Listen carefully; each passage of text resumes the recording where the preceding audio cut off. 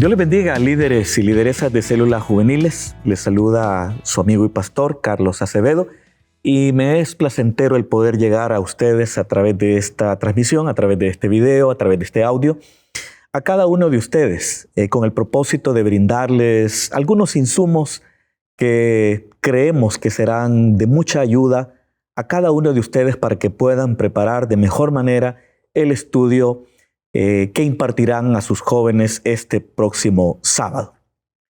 Este día vamos a estar siempre estudiando la vida del rey Jehú. Desde principios del mes hemos venido estudiando todo lo que la Biblia dice acerca de él. El tema del estudio de este sábado es Jehú, rey de Israel. Y como lo mencioné hace unos instantes, durante prácticamente todo este mes hemos estado dedicados al estudio de cada uno de los detalles que los autores sagrados, los escritores del libro segundo de los Reyes, nos comparten acerca del reinado de Jehú.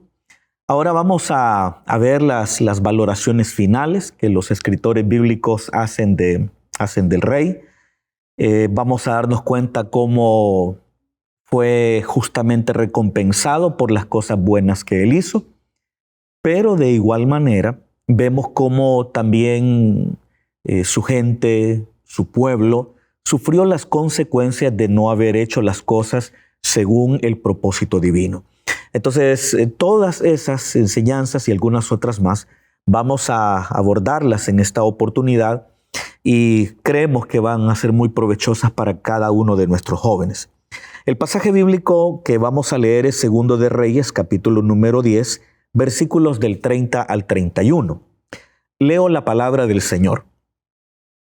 El Señor dijo a Jehú: has actuado bien, has hecho lo que me agrada, pues has llevado a cabo lo que yo me había propuesto hacer con la familia de Acab.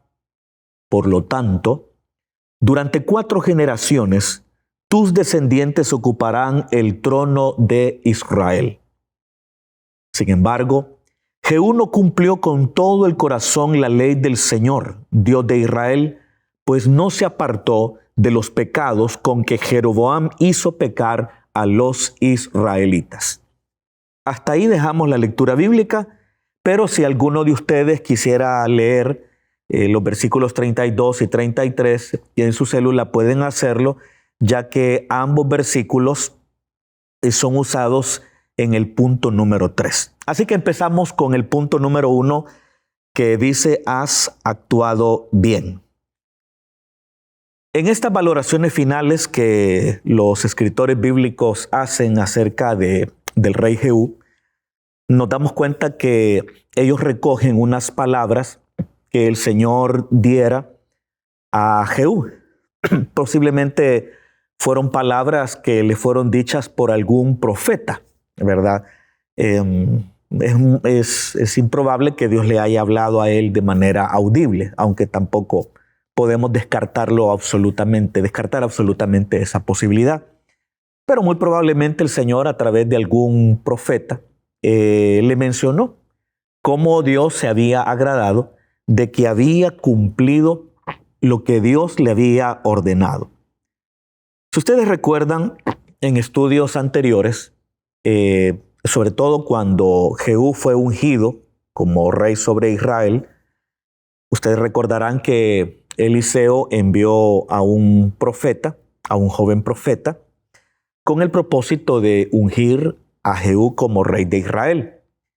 Y cuando este profeta, cuyo nombre no nos es mencionado, unge a Jehú como rey, le indica cuáles son las instrucciones que debe acatar. Y lo que Dios le ordenó a Jehú era que tenía que acabar con la casa de Acab y que de igual manera debía destruir el culto a Baal que había sido instaurado durante los días del reinado de Acab, ya que Acab estaba casado con una princesa sirofenicia llamada Jezabel. Entonces, casado con Jezabel, ella era una mujer fuerte, una mujer de carácter muy firme, y ella logró imponer el culto a Baal en el territorio de Israel. Y no solamente impuso el culto a Baal, sino que también persiguió a los auténticos profetas del Señor. Muchos profetas del Señor fueron asesinados, fueron muchos, de tal manera que el mismísimo Elías creía que él era el único que había sobrevivido a esa cruenta matanza de auténticos profetas del Señor durante la era de Acab y su esposa Jezabel. Entonces Dios, que es justo, tenía que vengar la sangre de todos sus siervos que habían sido asesinados en los días del rey, en los días del rey Acab. Entonces por eso fue que envía a Jehú con esa misión, con el propósito de exterminar a toda la casa de Acab, y de esta manera estaba prácticamente estaba muriendo prácticamente Acab, y terminaría con toda la dinastía de Omri. También mató a Ocosías, rey de Judá, que también tenía una vinculación importante con el rey de Israel. También mató a todos los profetas y a los sacerdotes de Baal. Entonces, prácticamente Jehú cumplió con todo lo que el Señor le había ordenado. Entonces, Dios le reconoce a Jehú por lo que él había hecho. Y es por eso que el versículo 30 dice, has actuado bien. ¿Por qué le dice el Señor a Jehú, has actuado bien? Porque Jehú hizo lo que el Señor le mandó. Hizo lo que el Señor le ordenó cuando fue ungido como rey sobre Israel. Nosotros nos damos cuenta que Jehú fue impetuoso, fue implacable y cumplió de manera puntillosa lo que aquel profeta anónimo le dijo el día en que lo ungió como rey sobre Israel. ¿Y cuál fue la recompensa de Jehú? La recompensa de Jehú fue que Dios le concedería que por 4 generaciones sus descendientes ocuparían el trono de Israel. Y efectivamente así fue. Porque después de Jehú vinieron sus descendientes, Joacás, Joás, Jeroboam II y Zacarías. 4 reyes de la dinastía de Jehú que gobernaron a Israel por un espacio de aproximadamente 90 años. Entonces, lo que nosotros aprendemos de esto es que cuando nosotros hacemos las cosas bien, de parte del Señor vamos a tener la recompensa. Debemos de decirle a los jóvenes que se esmeren por ser fieles al Señor. No tanto por la recompensa, sino por el amor que cada uno de ellos, que cada uno de nosotros deberá tener para con el Señor. Pero Dios es bueno y nos da más allá de lo que nosotros pedimos o entendemos. En su gracia, Dios nos recompensa incluso por ser obedientes. Ya la sola obediencia, la obediencia sola trae beneficios. Trae beneficios. Pero Dios no se conforma con que nosotros disfrutemos los beneficios de la obediencia. Dios va más allá y nos recompensa por la obediencia que nosotros ofrecemos al Señor. Entonces, la palabra es apropiada y es oportuna, y hay que decirle a los jóvenes que toda acción correcta siempre tendrá su recompensa delante del Señor, no solamente en esta vida, sino que también en la vida venidera. Muy bien, nos vamos al punto número 2, que dice un reinado a medias. Qué bien pudiéramos decir desobediencia incompleta. Esa podría ser otra manera de entender este punto número 2. ¿Y por qué desobediencia incompleta? Porque es cierto que Jehú hizo lo que el Señor le había mandado, el exterminar la casa de Acab, el exterminar el culto a Baal, porque prácticamente después de Jehú ya Israel no volvió a tener ningún problema con el culto a los Baales, hasta que Israel fue destruido por los asirios en el año 722 antes de nuestra era. Ya Israel no volvió a tener problemas con el culto a Baal. ¿Y quién fue el encargado de destruir el culto a Baal? Fue Jehú. Entonces, había hecho las cosas bien. Sin embargo, no había sido absolutamente obediente al Señor. Y eso es lo que dicen los autores sagrados cuando dice que Jehú no cumplió con todo el corazón la ley de su Dios. Eso quiere decir, mis queridos líderes y lideresas, que a veces nosotros podemos ser obedientes en algunas cosas y cumplir de manera puntillosa, detallada, aquellas cosas que Dios nos ha mandado en su palabra. Y podemos incluso llegar a ser muy celosos en el cumplimiento de la voluntad del Señor en muchos aspectos de nuestra vida. De hecho, Jehú era celoso porque incluso él se encuentra a un hombre llamado Recab, o Jonadab, hijo de Recab, creo que así era el nombre, y le dice, ven, te mostraré cuál es el celo que yo tengo por el Señor. Entonces, Jehú era un hombre celoso y cumplió con celo divino las instrucciones que aquel profeta anónimo le dio. Pero el punto es que no obedeció al Señor en todos los aspectos, porque había un problema que tenía Israel, y ese problema que tenía Israel era muy anterior al problema del culto a los Baales, cuando fue instaurado por Jezabel. ¿Y a qué problema me refiero? Al culto que había instaurado Jeroboam primero. Si ustedes, líderes y lideresas, recuerdan cuando estuvimos estudiando el libro primero de los Reyes, allá por el capítulo 12 o 13, se recordarán cuando el reino de Israel se dividió durante los días de Roboam, el hijo de Salomón, y cómo Roboam se quedó con la tribu de Judá y la de Benjamín, y Jeroboam primero se quedó con las 10 tribus restantes.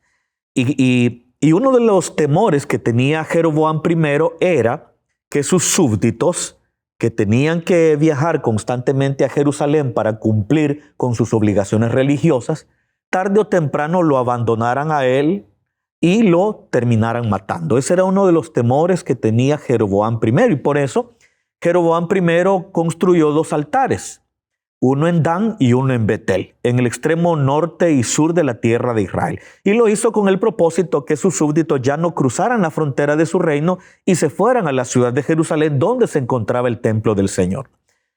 Entonces, construyó 2 becerros de oro, pero a esos becerros de oro no los llamó por nombres paganos, ni siquiera Jeroboam primero los consideraba dioses paganos. Al contrario, Jeroboam primero consideraba a esos becerros como Dios mismo, como el Dios de Israel. Y él inventó una nueva religión. Entonces, ese pecado que instauró Jeroboam primero ya tenía más de 100 años para cuando fue exterminada la casa de Acab.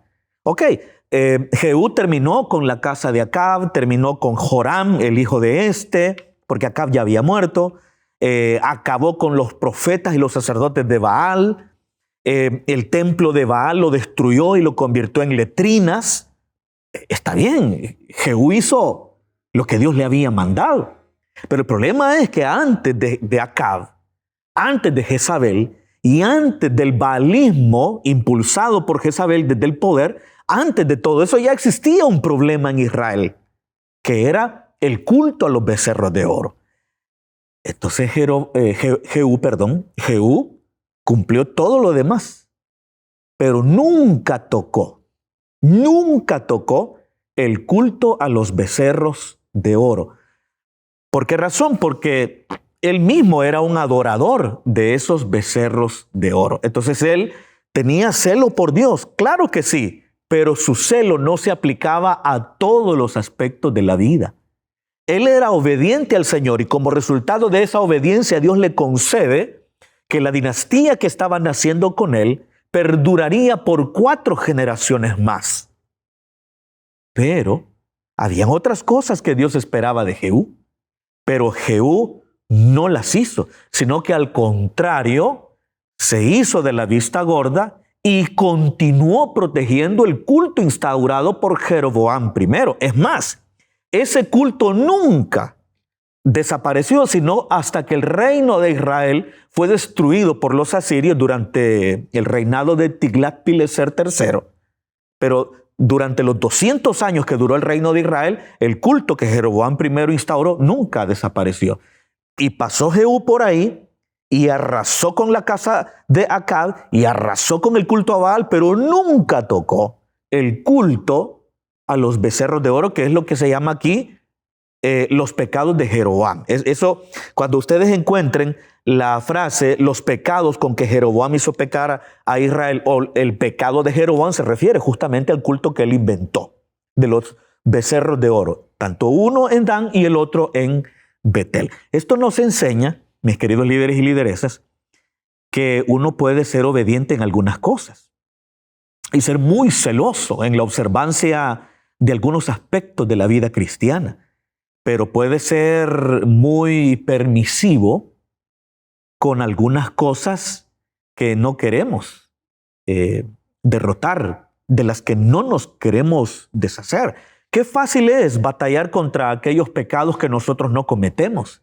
Qué fácil es arremeter en contra de aquellos que están pecando de una manera distinta a como nosotros pecamos. Pero qué difícil es cuando Dios nos habla y nos ordena que debemos de cambiar algunas áreas de nuestra vida. Entonces, en este punto número 2, debemos de advertir a los jóvenes acerca del peligro de esa desobediencia incompleta, es decir, que solamente obedecemos parte de la voluntad del Señor, pero dejamos de lado otros elementos que definitivamente debemos hacer desaparecer en nuestras vidas si es que queremos obedecer al Señor con todo el corazón.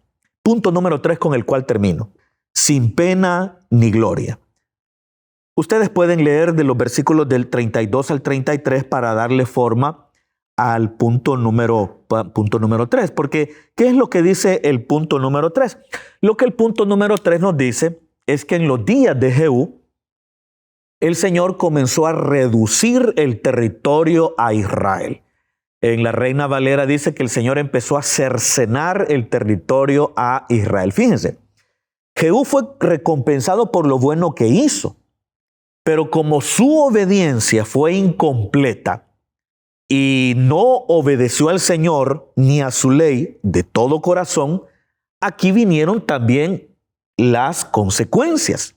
Es decir, que en un momento dado uno puede ser bendecido por lo bueno que hizo, pero por otro lado puede uno estar pagando las consecuencias de algo malo que uno hizo o de algo bueno que debió haber hecho y no hizo.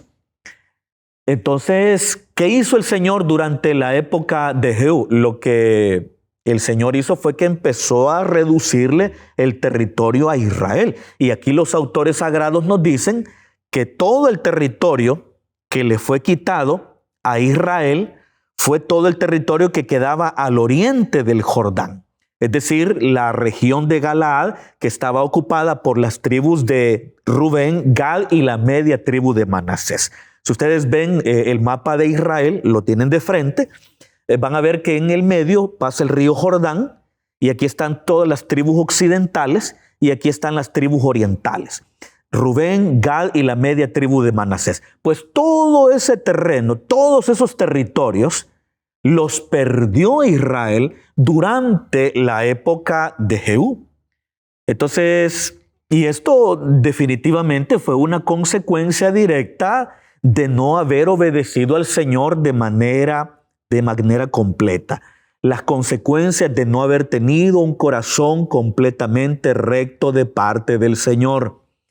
Qué triste es cómo terminaron los días de Jehú, porque Jehú termina doblegado no solamente por los sirios, porque fueron los sirios quienes le arrebataron ese territorio a él, sino que también termina doblegado ante los asirios. De hecho, hay una pieza arqueológica que creo yo que perteneció a un rey, sí, a Salmanasar III, y se llama así, correcto, así se llama el obelisco negro de Salmanasar.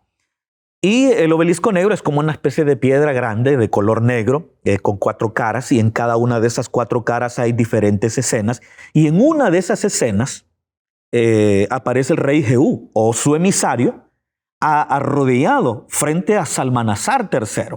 Así fue como terminó el rey Jehú. arrodillado frente a Salmanasar III, el rey asirio, y también doblegado por los sirios, quienes le arrebataron toda la tierra de Galaad, todo el territorio que correspondía a las tribus orientales. Entonces, esto nos muestra que la desobediencia también trae sus consecuencias.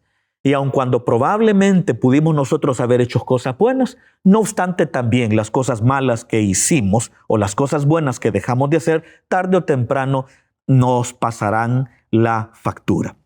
Quiero terminar con la aplicación en donde se nos muestra cómo la vida del rey Jehú, bueno, fueron 28 años, Jehú hizo muchas cosas buenas, es más, lo que él hizo fue escrito en otros libros. Pero el punto es que a la hora de ser evaluado por los profetas de Dios, por los hombres de Dios nunca recurrieron a esos libros que relataban las grandes hazañas del rey Jehú, sino que ellos deciden evaluar al rey Jehú sobre la base de su obediencia o desobediencia a la ley de Dios. Entonces, ¿esto qué nos enseña? Que aun cuando nosotros podamos haber tenido buenas opiniones favorables de parte de las personas que nos rodean, aun cuando probablemente pudimos haber hecho cosas buenas, no obstante nosotros también seremos juzgados por aquellas cosas malas que hicimos.